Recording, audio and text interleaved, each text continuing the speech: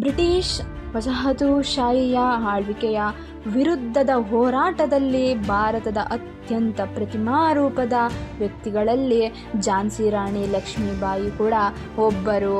ಭಾರತದ ಪ್ರಥಮ ಸ್ವಾತಂತ್ರ್ಯ ಸಂಗ್ರಾಮದಲ್ಲಿ ದೇಶಾಭಿಮಾನ, ಶೌರ್ಯ, ಸಾಹಸಗಳಿಂದ, ಉತ್ತಮ ಸಂಘಟನೆಗಳಿಂದ ಬ್ರಿಟಿಷರೊಡನೆ ಹೋರಾಡಿದ ಸಾಧ್ವಿಮಣಿ, ಅಸಾಧಾರಣ ಶೂರೆ. ಕೇವಲ 22 ವರ್ಷ ಬದುಕಿ ಭಾರತೀಯರ ಹೃದಯ ಸಾಮ್ರಾಜ್ಯದಲ್ಲಿ ಶಾಶ್ವತ ಸ್ಥಾನ ಪಡೆದ ವೀರ ಮಹಿಳೆ ಝಾನ್ಸಿ ರಾಣಿ ಲಕ್ಷ್ಮೀಬಾಯಿ. 1835 ನವೆಂಬರ್ 19ರಂದು ಪೇಶ್ವೆ ರಾಜರ ವರ್ಗಕ್ಕೆ ಸೇರಿದ ಮೇರೋಪಂತರು ಮತ್ತು ಭಾಗೀರಥಿಯರ ಮುದ್ದಿನ ಮಗಳಾಗಿ ಜನಿಸಿದವರೇ ಈ ಲಕ್ಷ್ಮೀಬಾಯಿ. ಆರೋಗ್ಯದಿಂದ ಮುದ್ದಾಗಿದ್ದ ಈ ಮಗುವಿಗೆ ಮಣಿಕರ್ಣಿಕಾ ಎಂದು ನಾಮಕರಣ ಮಾಡಿದರು.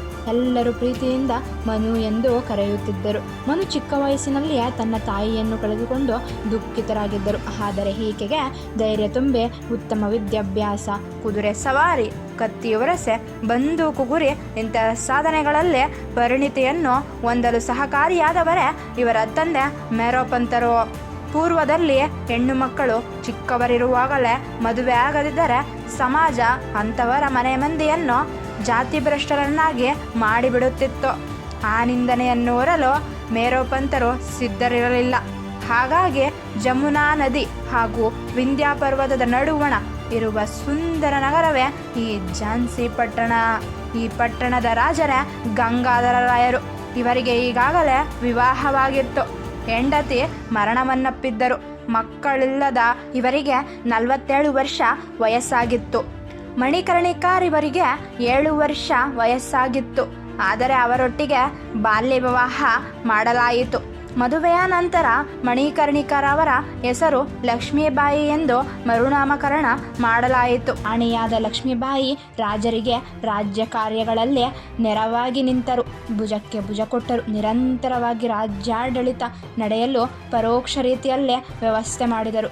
ಅನ್ಯೋನ್ಯತೆಯ ದಾಂಪತ್ಯ ಜೀವನದಲ್ಲೇ ತನ್ನ 16ನೇ ವಯಸ್ಸಿನಲ್ಲಿಯೇ ಝಾನ್ಸಿಗೆ ತಕ್ಕ ರಾಣಿ ಎನಿಸಿಕೊಂಡರು. ಪ್ರಜೆಗಳೆಲ್ಲರ ತಾಯಿಯಾದರು. ರಾಜ್ಯದ ಮಂತ್ರಿಗಳ, ಸೇನಾಧಿಕಾರಿಗಳ ಹಾಗೂ ರಾಜ ಪ್ರಮುಖರ ಗೌರವಾದರಗಳಿಗೆ ಪಾತ್ರರಾದರು. ಇಂತಹ ಸಂತೋಷದ ಸನ್ನಿವೇಶದಲ್ಲಿಯೇ ಗಂಡು ಶಿಶುವಿಗೆ ಜನನ ನೀಡಿದರು. ಮಕ್ಕಳಿಲ್ಲದೆ ಸೊರಗಿ ಹೋಗಿದ್ದ ಗಂಗಾಧರ ರಾಯರ ಆನಂದಕ್ಕೆ ಪಾರವೇ ಇಲ್ಲದಂತಾಯಿತು. ಪೂಜೆ, ದಾನ, ಧರ್ಮ ಕಾರ್ಯಗಳು ಜರುಗಿದವು. ಸಂತೋಷದ ವಾತಾವರಣ ತುಂಬ ದಿನ ಉಳಿಯಲಿಲ್ಲ. ಹುಟ್ಟಿದ ಮಗು 3 ತಿಂಗಳಲ್ಲೇ ತೀರಿ ಹೋಯಿತು. ರಾಜ ರಾಣಿಯರು ಅಪಾರ ದುಃಖ ಸಾಗರದಲ್ಲಿ ಮುಳುಗಿದರು. ರಾಜ ಪುತ್ರ ಶೋಕದಲ್ಲಿ ರಾಜ್ಯ ಕಾರ್ಯವನ್ನೇ ಮರೆತು ಇದೇ ಮನೋರೋಗದಲ್ಲಿ ಹಾಸಿಗೆಯಿಡಿದರು. ಲಕ್ಷ್ಮೀಬಾಯಿ ತನ್ನ ಅಂತರಂಗ ದುಃಖವನ್ನು ಮರೆತು ಕಲ್ಲೆದೆಯಂಥವಳಾಗಿ ರಾಜರ ಸೇವೆಯಲ್ಲಿ ನಿರತರಾದರು. ಆದರೆ ಮನೋರೋಗಕ್ಕೆ ಮದ್ದಿಲ್ಲ ಎಂಬಂತೆ ಆತರಿಗೆ ಬದುಕುವ ಭರವಸೆಯೇ ಕಡಿಮೆಯಾಯಿತು. ರಾಜರ ಪಕ್ಕದಲ್ಲಿ ಕುಳಿತು ಸುದೀರ್ಘ ಆಲೋಚಿಸಿ ದತ್ತುಪುತ್ರರ ಆಸೆ ಸಲಹೆ ನೀಡಿದರು. ತಮ್ಮ ದೂರದ ಬಂಧು ವಾಸುದೇವ ನಾವೆಲ್ಕರ್ ಎಂಬುವವರ 5 ವರ್ಷದ ಮಗ ಆನಂದ್ ರಾವ್ ಎಂಬುವವರನ್ನು 1853ರಲ್ಲಿ ನವರಾತ್ರಿಯ ಉತ್ಸವ ಸಮಯದಲ್ಲಿ ದತ್ತು ಸ್ವೀಕರಿಸಿದರು.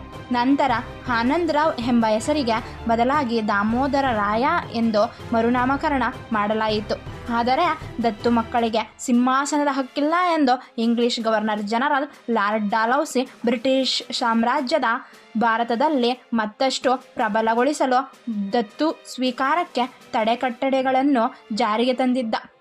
ಹಾಗಾಗಿ ಬೇರೆ ಮಾರ್ಗವಿಲ್ಲದೆ ಝಾನ್ಸಿ ರಾಣಿ ಲಕ್ಷ್ಮೀಬಾಯಿ ತನ್ನ ಸಾಮ್ರಾಜ್ಯವನ್ನು ಬ್ರಿಟಿಷರಿಗೆ ಒಪ್ಪಿಸಿಯೇ ತೀರುತ್ತಾಳೆ ಎಂಬ ದುಷ್ಟ ಆಲೋಚನೆ ಬ್ರಿಟಿಷರಿಗಿತ್ತು. ಆದರೆ ರಾಣಿ ಲಕ್ಷ್ಮೀಬಾಯಿ ಜಗ್ಗಲಿಲ್ಲ. ಅನಂತರ ಝಾನ್ಸಿ ರಾಣಿಯನ್ನು ಕೋಟೆಯನ್ನು ಬಿಟ್ಟು ಹೋಗುವಂತೆ ಎದುರಿಸಿದರು. ಆದರೆ ಇದನ್ನೆಲ್ಲ ಒಪ್ಪಲಿಲ್ಲ. ಇಲ್ಲ, ಸಾಧ್ಯವೇ ಇಲ್ಲ, ನಾನು ಝಾನ್ಸಿಯನ್ನು ಬಿಟ್ಟುಕೊಡಲಾರೆ ಎಂದು ಉದ್ಗರಿಸಿದರು. ಯುದ್ಧಕ್ಕೆ ಸಜ್ಜಾದರು. ತಾತ್ಯಾ ಟೋಪಿ, ರಘುನಾಥ ಸಿಂಹ, ಜವಾಹರ ಸಿಂಹ ಮುಂತಾದವರ ಬೆಂಬಲದಿಂದ ಮೀರತ್ನಲ್ಲಿ ಯುದ್ಧವನ್ನು ಘೋಷಿಸಿದರು. 1858 ಜೂನ್ 17ರಂದು ಕೂಸನ್ನು ಬೆನ್ನಿಗೆ ಕಟ್ಟಿಕೊಂಡು ಪುರುಷ ವೇಷ ಧರಿಸಿ ರಾಣಿ ಲಕ್ಷ್ಮೀಬಾಯಿ ರಣಚಂಡಿಯಂತೆ ಬ್ರಿಟಿಷ್ ದಳಪತಿ ಸರ್ಹೋರೋ ಝಾನ್ಸಿಯ ಸೈನ್ಯದೊಂದಿಗೆ ವೀರಾವೇಶದಿಂದ ಯುದ್ಧ ಮಾಡಿದರು. ಆದರೆ ಬ್ರಿಟಿಷರು ಯುದ್ಧದಲ್ಲೇ ಫಿರಂಗಿ, ಪಿಸ್ತೂಲು, ಮದ್ದುಗುಂಡುಗಳನ್ನು ಉಪಯೋಗಿಸಿದರು. ಆದ್ದರಿಂದ ತಾನು ಸೋಲನ್ನಪ್ಪುವುದು ಖಚಿತಗೊಂಡು ರಾಣಿ ರಾಮಚಂದ್ರರಾವ್ ದೇಶ್ಮುಖ್ ಅವರನ್ನು ಕರೆಯಿಸಿ ಈ ರೀತಿ ಹೇಳಿದರು: ಈ ಯುದ್ಧದಲ್ಲಿ ನಾನು ಸಾವನ್ನಪ್ಪಿದರೆ ಮಗು ದಾಮೋದರರನ್ನು ಕಾಪಾಡು ಹಾಗೂ ನನ್ನ ಶರೀರವನ್ನು ವಿಧರ್ಮಿಯರ ಕೈ ಸೇರದಂತೆ ನೋಡಿಕೊಳ್ಳಿ ಎಂದು ಯುದ್ಧದಲ್ಲಿ ಮುನ್ನುಗ್ಗಿದರು. ರಕ್ತದ ಹೋಳಿಯೇ ಹರಿಯಿತು. 2 ಕೈಗಳಿಂದ ಕತ್ತಿ ಬೀಸುತ್ತಾ ರಾಣಿ ಮುನ್ನುಗ್ಗಿದಳು. ಕತ್ತಲಾಗುವುದಕ್ಕೆ ಕೆಲವು ಕಾಲ ಮಾತ್ರ ಇತ್ತು. ಅತ್ಯಂತ ಸಮೀಪಕ್ಕೆ ಬಂದು ಇಂಗ್ಲಿಷ್ ಸೈನಿಕನೊಬ್ಬ ರಾಣಿಯ ಎದೆಗೆ ಗುರಿಯಿಟ್ಟು ಚೂರಿ ಎಸೆದ. ಅದನ್ನು ತಪ್ಪಿಸಿಕೊಂಡು ಅವನ ರುಂಡ ಚೆಂಡಾಡಿದರು. ಇನ್ನೊಬ್ಬ ಬಂದು ಅವಳ ಬಲ ತೊಡೆಗೆ ಗುಂಡು ಹಾರಿಸಿದ. ಇನ್ನೊಬ್ಬ ಹಿಂಬಾಲಿಸಿ ಖಡ್ಗ ಪ್ರಹಾರ ಮಾಡಿದ. ಆದ್ದರಿಂದ ರಾಣಿಯ ಬಲಕೆನ್ನೆಯ ಹರಿಯಿತು. ಆಕೆಯ ಕಣ್ಣು ಗುಡ್ಡೆಯೇ ಕಿತ್ತು ಬಂತು.